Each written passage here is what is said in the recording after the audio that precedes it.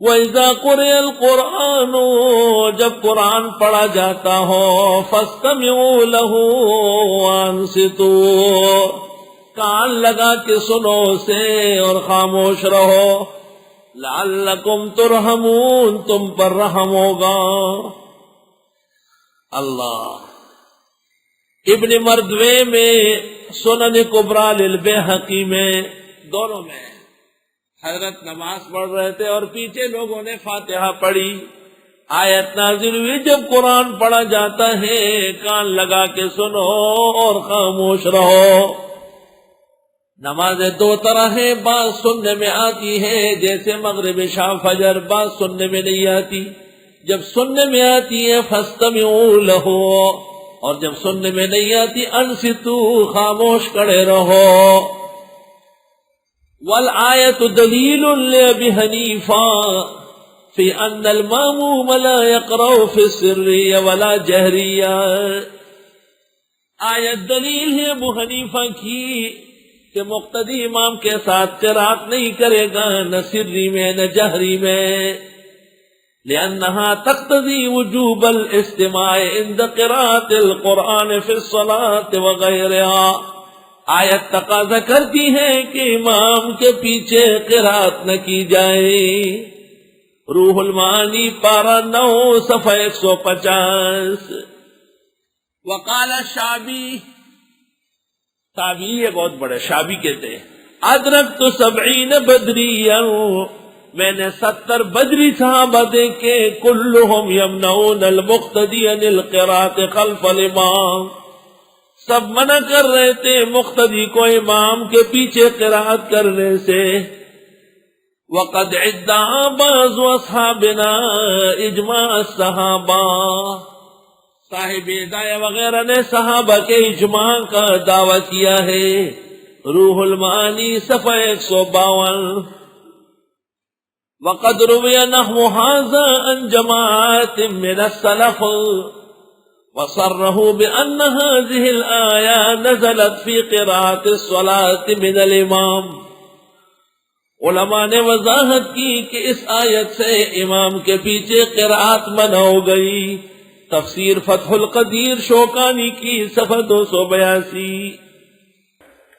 وقال ابو حنیفہ و احمد، امام ابو حنیفہ و احمد ابن حنبل نے کہا لا یجب علی الماموم قراءۃ اصلا، مقتدی کو قراءت جائز نہیں ہے بالکل. فی السریہ ولا الجہریہ، نہ ظہر اثر میں نہ مغرب عشاء فجر جمعہ عید میں. بما ورد فی الحدیث، کیونکہ صحیح حدیث میں ہے من کان لہ امام فقراءتہ قراءۃ لہ، جس کا امام ہو امام کی قراءت مقتدی کی قراءتیں وہذا اصح. ابن کثیر کے صحیح ترین حدیث ہے، تفسیر ابن کثیر صفحہ 80. وفی کلام اصحابنا ما يدل على وجوب الاستماع فی الجہریہ مطلقا، علماء کے کلام سے واجب معلوم ہوا ہے کہ امام کے پیچھے فاتحہ پڑھنا ہی نہیں ہے. مبسوط سرخسی جلد اول صفحہ 129. بہت سارے صحابہ نے فتوی دیا من قرأ خلف الامام فسدت صلاتہ، جس نے امام کے پیچھے پڑھا اس کی نماز ختم ہو گئی. رہ گئی عبادہ کی حدیث لا صلاۃ لمن لم یقرأ بفاتحۃ الکتاب، وہ حدیث مبہم ہے اور مجہول ہے معنی کی تفصیل و تعیین میں. اس کے فوراً بعد ابو ہریرہ کی حدیث ہے بخاری میں، اس میں ہے فقرا ما شئت من القرآن، جو چاہو قرات کرو. تعین فاتحہ وہی ختم ہو چکی ہے. نیز عبادہ بن صامت سے سنن کبریٰ بہقی میں ہے کہ آہستہ آہستہ دل میں پڑھ سکتے ہیں، زبان سے نہیں. نیز جب حدیث میں محل معلوم نہ ہو تو احکام شدت کے ساتھ نافذ کرنا مشکل ہے، جبکہ 2 حدیثیں معارض ہیں. ایک من کان لہ امام فقراءۃ الامام لہ قراءۃ، یہ ترمذی کی آخری حدیث ہے وہذا صح، اور دوسری مسلم کے اندر اذا قرأ فانصتوا، جب امام پڑھ رہا ہو تو مقتدی خاموش رہے. وَإِذَا قُرِئَ الْقُرْآنُ جب قرآن پڑھا جاتا ہو فَاسْتَمِعُوا لَهُ کان لگا کے سنو. استماع کے معنی کوشش کرو، ہو سکتا ہے آواز نہ پہنچے. وَأَنصِتُوا خاموش رہو لَعَلَّكُمْ تُرْحَمُونَ تاکہ تم پر رحم ہو. وَاذْكُرْ رَبَّكَ فِي نَفْسِكَ تَضَرُّعًا وَخِيفًا یاد کرو رب کو دل میں عاجزی کے ساتھ و آہستہ. وَدُونَ الْجَهْرِ مِنَ الْقَوْلِ زیادہ زور نہ لگاؤ جیسے باتیں کر رہے ہو. بِالْغُدُوِّ وَالْآصَالِ صبح و شام. وَلَا تَكُن مِّنَ الْغَافِلِينَ نہ بنے غافلین میں سے. إِنَّ الَّذِينَ عِندَ رَبِّكَ بے شک جو لوگ تیرے رب کے ہاں ہیں لَا يَسْتَكْبِرُونَ عَنْ عِبَادَتِهِ وہ تکبر نہیں کرتے اس کی عبادت سے. وَيُسَبِّحُونَهُ اس کی پاکی بیان کرتے ہیں.